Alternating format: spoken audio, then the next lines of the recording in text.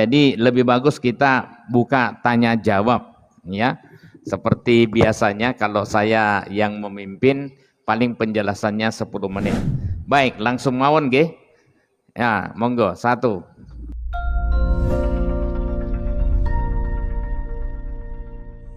Assalamualaikum warahmatullahi wabarakatuh. Waalaikumsalam warahmatullahi wabarakatuh. Terima kasih Ustadz Zakir Jamaluddin. Kesempatan kali ini saya tanyakan tentang ibadah sholat, terutama dengan nama Ngadino dari Seigan.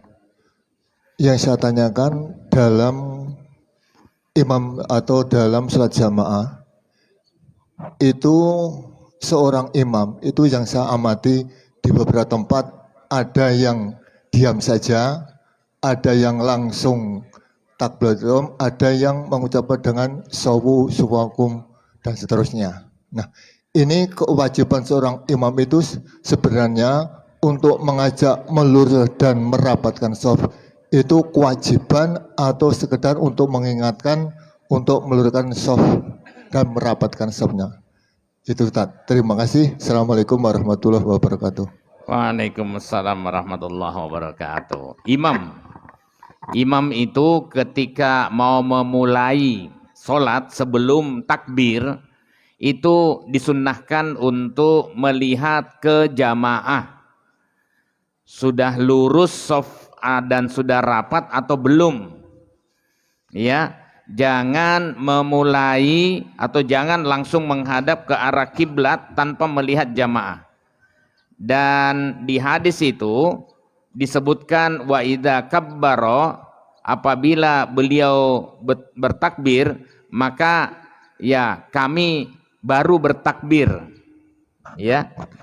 Apabila kami sudah lurus shafnya, dalam hadis yang lain barulah imam bertakbir, ya. Fa idza sawaina, apabila kami sudah sama barisannya barulah imam itu bertakbir. Begitu etikanya. Terus apakah itu wajib? Tidak juga, sunnah. Ya, sunnah. Sunnah itu lebih baik dilaksanakan daripada ditinggalkan. Kadang kalau di masjid yang di pinggir jalan yang sering dijadikan sebagai tempat sholat bagi musafir. Musafir itu kan rata-rata pakai celana dan insya Allah rata-rata bawa handphone. Kadang ada yang lupa dimatikan handphonenya dan itu sangat mengganggu kalau pas ada panggilan. Nah, kadang saya tambahkan, ya, matikan handphone, gitu saja. Jangan salah mengumumkan, bagi yang membawa handphone tolong dimatikan. Nah, bisa terjadi perang itu, ya. Halus sekali. Ya, bagi yang ya, kadang-kadang komunikasi kita itu tidak pas, ya. Pernah suatu saat saya di Jawa Barat, tepatnya di Majalengka, ada tulisan itu, ya, saat khutbah dilarang bicara. Nah, piye khutbahnya? Dilarang bicara. Jadi ya maksudnya kita tahu, ya. Ada lagi setelah menggunakan kamar mandi tolong disiram. Wah, keluar membuang gitu. Cara komunikasi, walaupun maksudnya kita paham, ya. Jadi sampaikan tentang yang penting, jangan sampai ketika kita sedang sholat ada handphone yang bunyi, ada shaf yang belum lurus dan belum rapat. Nah, kalau sudah lurus dan rapat baru kita bertakbir. Itu etikanya imam, ya, yang sebaiknya dilakukan. Tapi kalau sudah rapat semua tidak perlu lagi sebenarnya, ya. Kalau jamaahnya cuma 1-2 ya enggak perlu. Baik, saya kira itu pertanyaan berikutnya. Sinten, monggo. Oh, silahkan. Assalamualaikum warahmatullahi wabarakatuh. Waalaikumsalam warahmatullahi wabarakatuh. Saya Ibu Asih Sunarsih, Pak. Saya mau tanya, Pak, kenapa kalau membaca surat At-Taubah tidak pakai bismillah? Sekian. Assalamualaikum warahmatullahi wabarakatuh. Waalaikumsalam warahmatullahi wabarakatuh. Yang berikutnya sekalian mawon. Oh, ada dua.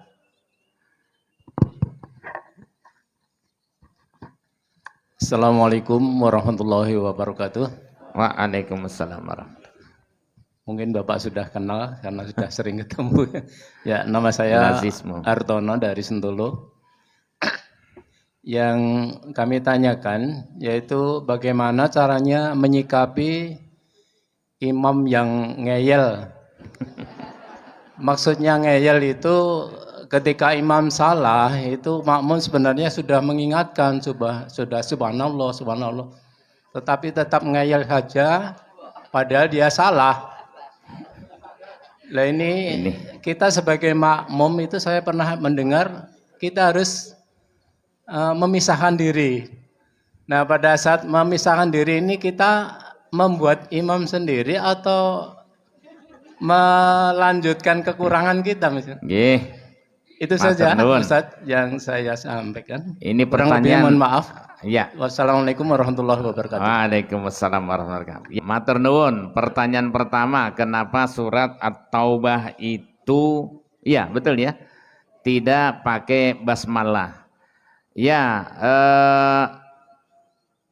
itu kan pada saat situasi perang itu ya, situasi perang, sehingga Ar-Rahman Ar-Rahimnya itu dalam yang terkandung pada Bismillahirrahmanirrahim itu tidak digunakan ketika membaca surat At-Taubah. Ya, ada banyak alasan, ya ada juga perjanjian ya, tradisi Arab sebelum Islam ya. Itu surat pemutusan perjanjian ya, antara orang muslim dengan orang kafir ya.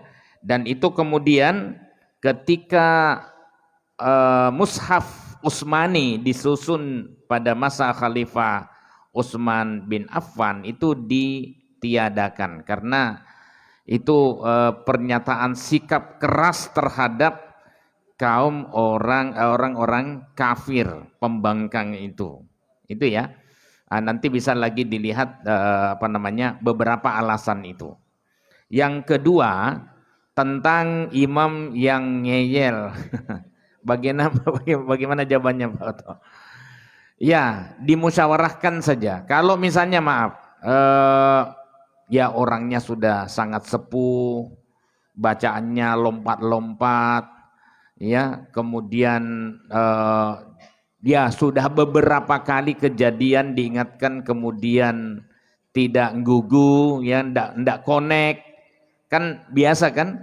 Nah, mungkin dimusyawarahkan sesama takmir, ya, bagaimana baiknya supaya seluruh jamaah sholat di sana itu bisa tetap khusyuk, ya, tidak istighfar terus, astagfirullah, astagfirullah, gitu ya, tetap khusyuk. Nah, jadi itu. Nah, kalau diingatkan, sebenarnya cara mengingatkan orang yang lupa bacaan itu tinggal melanjutkan bacaan yang seharusnya. Jadi tidak dengan subhanallah. Oh, lali kok subhanallah. Dia tanya lanjutannya bukan subhanallah, dia sudah mengerti bahwa dia lupa gitu, ya. Nah, jadi dilanjutkan bacaan yang seharusnya apa, ya. Nah, selanjutnya apa? Kalau misalnya tidak bisa, ya, karena memang dia lupa, kehilangan konsentrasi, ya langsung saja ruku, langsung aja ruku. Sebenarnya tidak perlu mengganti surat, ya. Kadang-kadang kan ada yang mengganti surat, ya, tidak perlu, ya, langsung saja ruku. Ya, nanti kemudian diperlancar lagi bacaannya. Jadi gitu ya. Nah, tapi kalau misalnya dia itu gerakan, baru diingatkan subhanallah, diingatkan lagi. Pernah yang saya sering cerita itu kasus di masjid di Jogja, daerah Kadipaten. Pas saya mengisi ada pertanyaan itu, ya. imamnya yang sudah sepuh itu sebenarnya kalau lupa itu bukan persoalan sepuh. Ya, muda juga bisa kena. Imamnya itu baru sujud 1 kali. Ya, baru sujud 1 kali. Jadi gini, ya. Kemudian setelah itu Allahu Akbar, duduk, dikira mau sujud lagi, ternyata dia berdiri.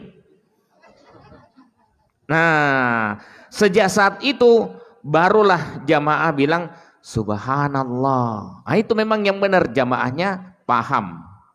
Ya. Kemudian imamnya yang bingung. Ya, berdiri, akhirnya duduk lagi. Nah, sejak duduk itu subhanallah. Nah, kemudian setelah itu bingung dia. Berdiri lagi. Subhanallah. Kalau makmum tidak paham, itu bisa pingsan simbahnya. Subhanallah, subhanallah, dan Ahad paginya itu jadi gerakan senam. Subhanallah, subhanallah. Bagus sih, berpahala. Lah, bagaimana cara mengingatkannya? Pernah juga di alun-alun sholat Id, Al-Fatihahnya lupa pada rakaat kedua. Ya, alun-alun utara yang sekarang tidak digunakan lagi untuk itu bukan urusan saya. Ya, saya tidak tahu alasannya apa. Ya. Nah, bagaimana cara menyelesaikan yang seperti itu? Nah, makmum yang persis di belakang imam, pertama, dia harus makmum terbaik kedua setelah imam utama untuk mengingatkan kalau lupa. Ya. Nah, kalau yang sudah seperti ini, subhanallah, subhanallah, tidak selesai-selesai. Nah, kebetulan saya yang ditanya bingung juga karena baru kali ini ada pertanyaan seperti itu. Akhirnya saya tanya, lalu bagaimana solusinya ketika seperti itu? Ya, imam bingung. Nah, kemudian ada anak muda yang jawab. Akhirnya ya ada di antara kami yang berani mengingatkan. Ya, pada saat berdiri begitu sudah mulai kelelahan. Langsung masnya yang di belakang itu bilang, "Mbah, sujudnya kirang setunggal."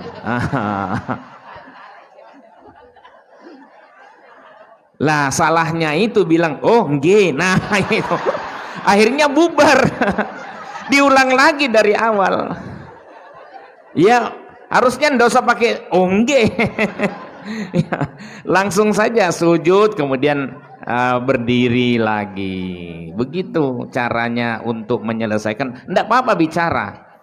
Ya, apakah yang bicara itu kemudian batal? Tidak. Loh, kok tidak batal? Bukankah itu omongan di luar sholat? Ya betul. Tapi untuk membenarkan, ya, meluruskan yang lupa, yang keliru. Ya, nah itu bisa kita. Karena pernah juga Nabi SAW sholat duhur atau asar itu 3 rakaat. Ya, kemudian setelah itu sahabat pada bertanya-tanya, kenapa kok sholatnya 3 rakaat? Terus ditanya, apakah ada wahyu yang turun? Ya, ada apa? Kata Nabi SAW. Oh, kayaknya Nabi SAW sholatnya cuma 3. Oh, kalau begitu kita tambah 1. Cuman tambah 1, bukan monggo dibaleni, enggak. 3 itu tetap sah. Sudah bicara padahal, sudah terjadi dialog. Ya, yang penting tidak lama-lama. Sudah ke warung kopi. Sudah makan apa itu? Ya, setelah itu kemarin. Gitu ya. Baik.